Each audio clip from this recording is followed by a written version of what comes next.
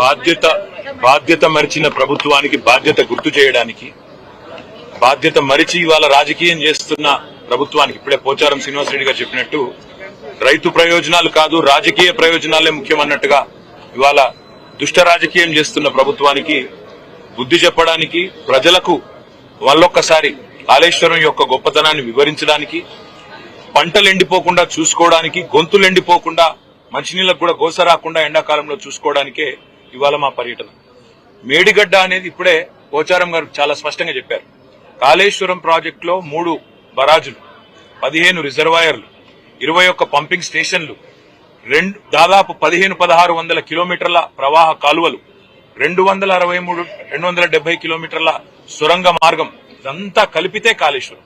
ఇవాళ మా ప్రయాణం మొట్టమొదటిగా ఈరోజు మేడిగడ్డ, తర్వాత అన్నారం పోతా ఉన్నాం.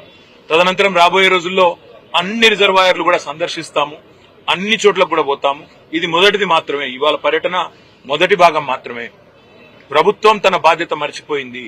ఇవాళ వర్షాకాలం లోపల రిపేర్లు చేసి అక్కడేమన్నా సమస్య ఉంటే, సాంకేతిక సమస్య ఉంటే దాన్ని నివారించి రైతులకు నీళ్లు ఇవ్వాల్సిన ప్రభుత్వం బాధ్యత మరిచి మళ్ళొక్కసారి తెలంగాణను ఎడారిగా చేసే ప్రయత్నం ఏదైతే చేస్తున్నదో, దశాబ్దాలు తన పరిపాలనతో కాంగ్రెస్ ఎట్లయితే గోసబుచ్చుకున్నదో తెలంగాణను, మళ్ళా అదే ప్రయత్నం ఏదైతే చేస్తున్నదో దాన్ని ప్రజల దృష్టికి, రైతుల దృష్టికి తీసుకురావడానికే మా ప్రయత్నం. మేము ప్రభుత్వాన్ని ఇప్పుడే పోచారం గారు డిమాండ్ చేసినట్టుగా అడిగేది ఒకటి, మీకున్న అభ్యంతరం ఏంది రిపేర్ చేయడానికి? బాధ్యుల మీద చర్యలు తీసుకోండి, మేము కాదనట్లేదు. తప్పు జరిగితే బాధ్యుల మీద చర్యలు తీసుకోండి, ఏ రకమైన ఎంక్వైరీలు వేస్తారో వేసుకోండి, కానీ మా మీద కోపం రైతుల మీద తీర్చుకోకండి.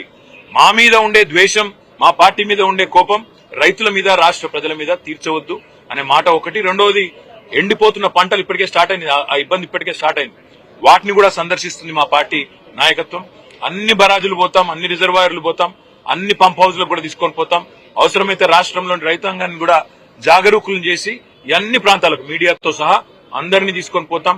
కాళేశ్వరం యొక్క సమగ్ర స్వరూపం, ప్రజాధనంతో కట్టిన ప్రాజెక్టును ఇవాళ పూర్తి స్థాయి దుష్ట ఆలోచనతో, ఒక కుట్రతో కూల్చే ప్రయత్నం ఏదైతే ప్రభుత్వం చేస్తున్నదో, వరద నీటిలో కొట్టుకుపోవాలి, రిపేర్ చేయకపోతే వర్షాకాలంలో వరద వస్తే మొత్తం బరాజ్ కొట్టుకుపోవాలన్న ఆలోచన ఏదైతే చేస్తున్నదో దాన్ని ప్రజలకు చెబుతాము. ఇవాళ ఒకవైపేమో పంటలు ఎండుతున్నాయి, ఇంకోవైపేమో కిందికి నీళ్లు సముద్రంలోకి వృధాగా పోతా ఉన్నాయి. అవి చూడడానికి, చూపెట్టడానికి, ప్రజలకు అర్థం చేయించడానికి పోతా ఉన్నాం. మిగతా విషయాలు రానున్న రోజుల్లో, వారం 10 రోజుల్లో రోజు మాట్లాడుకుందాం. తప్పకుండా మా నాయకులు అందరం కూడా అన్ని రిజర్వాయర్లు గాని, అన్ని పంపింగ్ స్టేషన్లు గాని, అన్ని ప్రవాహ కాలువలు గాని అన్ని చోట్ల కూడా పోతాం. ఇది మొదటిది మాత్రమే మాట నేను మీకు విజ్ఞప్తి చేస్తాను.